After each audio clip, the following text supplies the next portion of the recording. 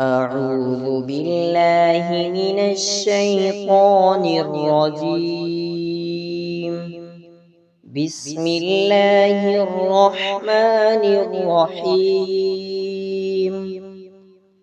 ألم تر كيف فعل ربك بأصحاب الفيل؟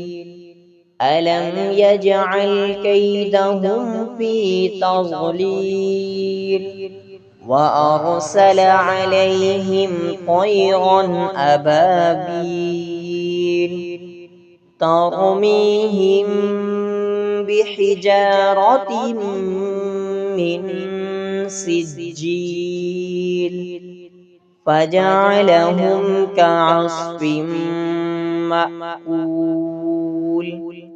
صدق الله العظيم.